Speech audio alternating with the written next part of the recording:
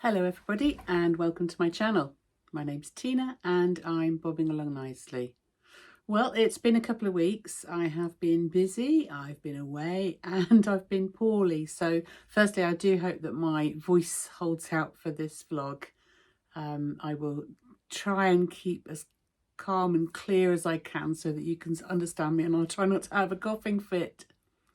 So first of all, it's the 29th of October. And today is the challenge reveal for part 2 of the Busy Bee Sewing Challenge 2025. And it's the Autumnal Upcycle. Now you may remember that I showed you a dress that I'd made, the In the Folds Sawtell dress, which I loved the fabric, but it was just simply the wrong shape and size on me. So I decided to have a go upcycling. Now, alterations and upcycling are things that I haven't really got any experience of. So it was quite a challenge for me and I've learnt quite a lot along the way. The first thing I did was to actually unpick the entire dress. And in retrospect, I think I probably would have been better off taking a slightly different approach.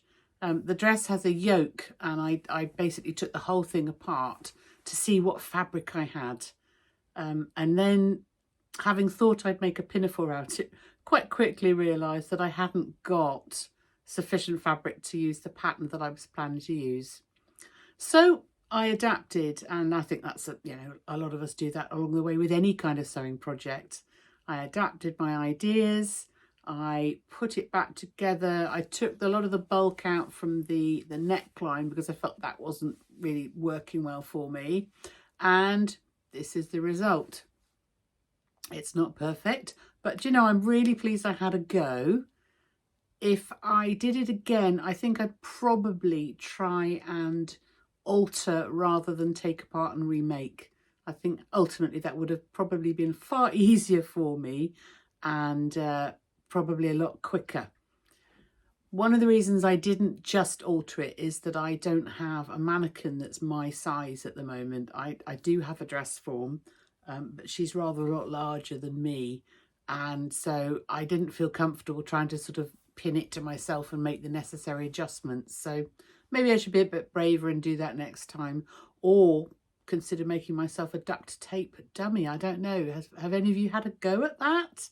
It looks quite straightforward, and it would be really useful to have something that's my shape to fit dresses onto. So let me know your thoughts on that. So anyway, that's it. Short and sweet. I did enjoy the process to a point. Obviously, I prefer making things from new, but I have ended up with a V-neck pinafore style dress that I will wear. I've taken a lot of the bulk out of it. It's not too tenty and it layers up quite nicely. So I think I will definitely wear it more now than when I had made it and worn it basically once. So that's challenge 2, tick. Next month is the cozy made to measure.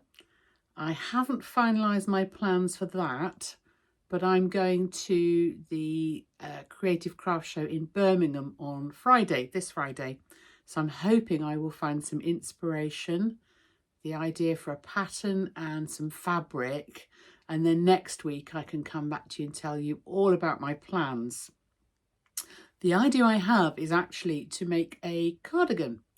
I've never made one before. I certainly can't knit, but I thought actually I would like to make a proper button front cardigan.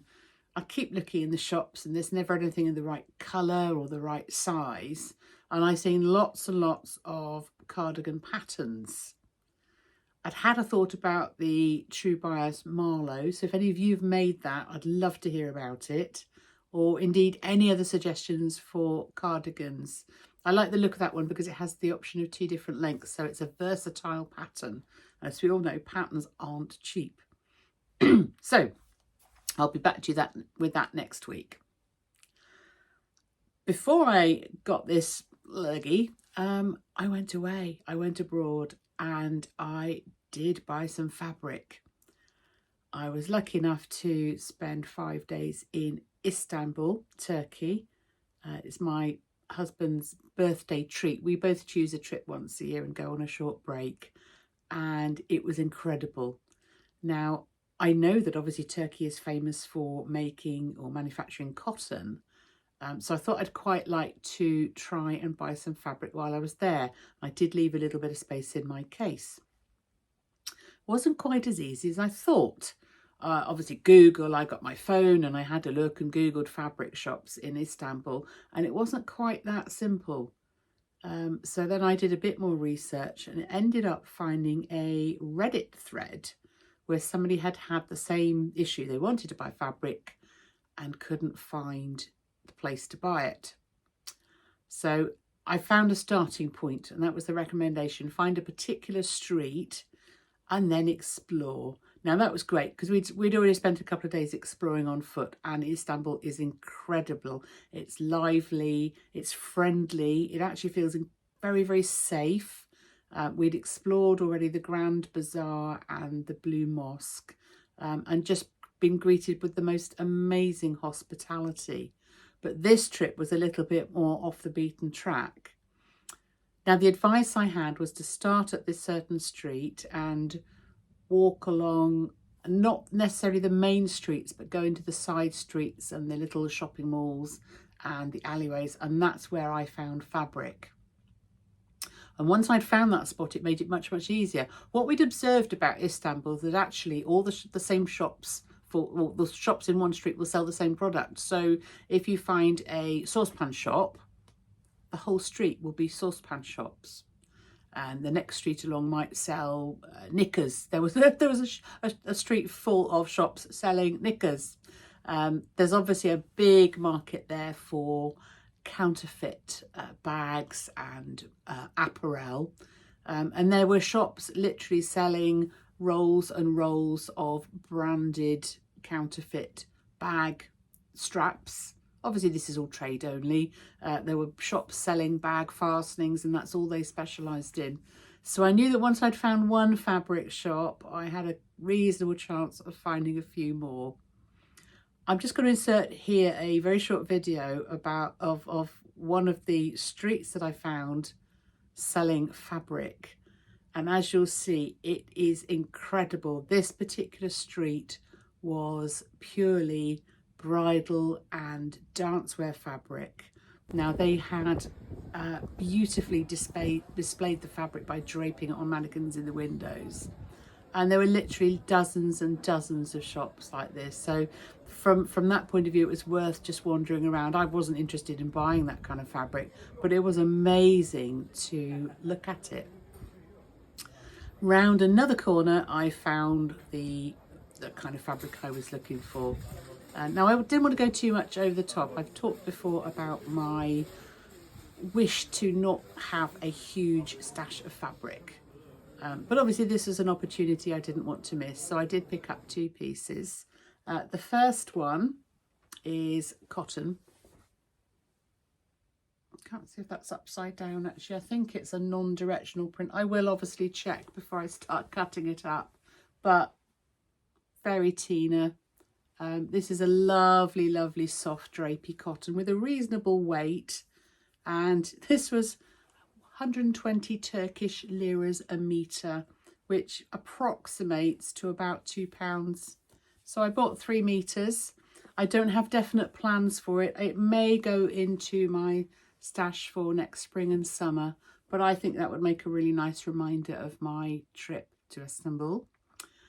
The second fabric was from a different shop. This was twice the price. So I think it was about £5 a metre, but again, Turkish cotton. And I thought this would make a really, really nice dress of some sort. Quite a nice small pattern, so I could probably afford to do some real details and maybe some nice puffy sleeves. So you will see those, possibly not until next year, but they are here ready to be washed and made up into something beautiful, which will be also a reminder of my trip. So I came home and I was poorly. I'm getting over it now. I have actually put on the latest pattern from the Weekend Sewing Club.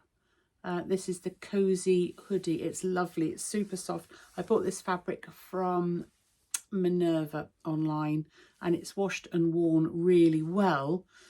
I did make a prototype in blue from some fabric that I bought on that shopping trip to Preston, and I'm afraid it's bobbled very, very quickly.